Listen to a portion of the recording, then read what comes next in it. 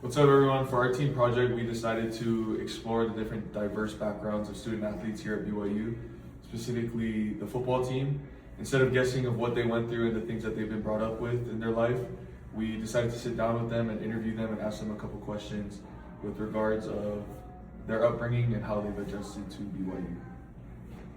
One thing that we constantly heard is that the brotherhood on the team is very strong, but outside of the campus, it's a little bit different. These athletes or our teammates spend a lot of time in the weight room, in the classroom, and on the field. And when they go home, there's not a lot of time to experience what life is like in Provo. And even when they do, it's a lot different than what they're used to. In a lot of cases, they feel like they stand out, and that's not because people intentionally do that to them, but it's because it's a very different environment for them to experience. Who am I here with today? Tausili Khana Tausili, where are you from? from Oahu, Hawaii. Oahu, Hawaii. A question I have for you, Tausili, is how has the adjustment been for you moving from Hawaii, specifically here to BYU? I kind of say it's kind of hard. Definitely a culture shock. Definitely the way I dress, the way I talk. It's different from out here. Now here, it's not as country as it is back in home. All right, who am I here with today? My name is Siwa Fina, Gillespie Fina. All right, and where are you guys from? We're from Oakland, California, born and raised Bay Area. There you go. All right, what was the transition like coming to Provo after living there your whole lives? I think for me, the biggest thing was like, I kind of faced like a culture shock. I mean, back home, there was a bunch of different diversity, different cultures that we got to explore with each other that we found unique. And then when we got out here, it was just totally different. There wasn't that much good food, kind of good music, and there wasn't. There is polys out here, but I didn't see much more people kind of like me. So, Thank you.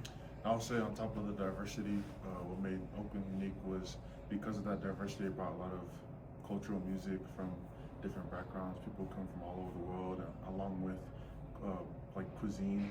We had all different kinds of food out there. Like you can get banh mi from a Vietnamese store, you can get Mexican food from a truck. So I think that's what I missed a lot about home, is just the cuisine there, just the diversity that came along with it. So. All right, who am I here with? LJ Martin. LJ, where are you from? I'm from Texas. What's your ethnic background? I'm black and Mexican. Okay. What has been some adjustments for you moving from Texas and your ethnic background moving here to Utah? Yeah, there's a lot more Mexican people back home, and so like the food and like really just the way of life. There's not a lot of Mormons out there, so yeah. Who am I here with? Roger Salipanga, just transferred in from University of Oregon. Roger, how has your adjustment to BYU been, and how has it strengthened your faith? It's been fun. Obviously, coming in with people who are accepting, and also with people with the same morals and values as me, it's made it easier for me to obviously grow my relationship with Heavenly Father, and obviously grow my testimony in the church. So our point of view is this: diverse student athletes, specifically on the football field, need diverse places where their backgrounds are understood so that they can feel comfortable, and it'll propel them in all facets of their life. After interviewing our teammates, there's three things that stood out. One, representation matters. It can feel isolating being one of the only ones with your background in the space over and over again. Number two, the environment matters. It's hard to come in to adjust to different lifestyles, different cultures. And three, every little effort matters. The way that we treat other people and how we can help other people feel loved will go a long way, and little things will add up to become great blessings to others. The problem isn't that people are trying to exclude anyone. The problem is that there aren't enough opportunities for culture connection outside of the football field. So even though there's a strong brotherhood on the field, outside of the field and across their everyday lives, there is a gap between feeling like they belong. So here was a couple of the ideas that we had. Our first idea was culture nights, where team members would get together and showcase different cultures through food, dance, music, that sort of thing. And then the second idea was to actually get members of the team out into the community to go to local restaurants or events that matched up with their culture, or even other teammates' cultures, in order to gain a better understanding and to help members of the team feel like they're not so alone here in Provo, Utah. Okay, so for our prototype, we decided to come up with this event called Brotherhood Nights, and basically it's pretty simple, pretty chill. It's just a bunch of teammates getting together and surrounding themselves with good food, good music.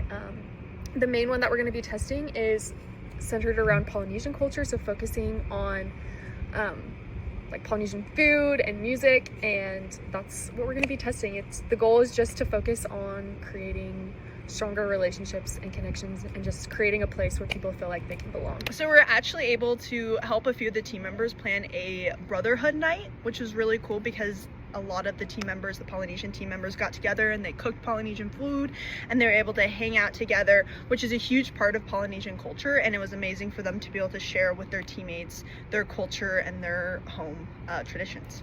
And kind of just building off what Callie said, the feedback was really positive. Like she said, people really enjoyed it. They felt like they got to learn about a new culture and also bond with people of a similar culture. They just all felt like they were right at home and they had a lot of fun. Yeah, and it was really cool because from that, the team and the group actually planned another Brotherhood experience where they went to a site that was really important to the African American players of the team, and that highlighted that culture for them. So that was really cool to see that from that Polynesian night that they even had another Brotherhood night. And this event was like, it had very similar feedback. They all really loved it. They were able to strengthen their connections and even meet some influential people that they wouldn't have met had they not had that event as well. Yeah, which is really cool. So here's a logo and some of the photos from the event, which were really cool to see.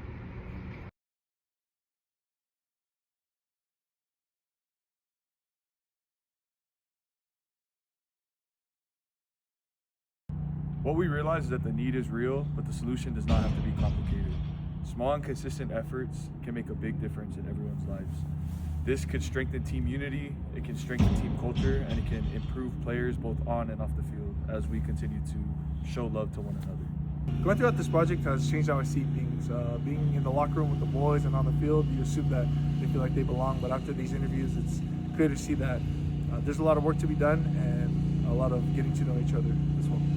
Okay, so as far as looking forward goes and making future goals, our team really just wants to be better about being intentional with all the interactions we have and just being inclusive in that. So giving people a space where they feel like they belong, they're heard, they're loved. And I feel like that's really what our event and our solution provided, was just a place where these teammates could just feel like they belong and feel like they have friends. And so that's what we want to do moving forward, is just treat people with love and be as inclusive as we can.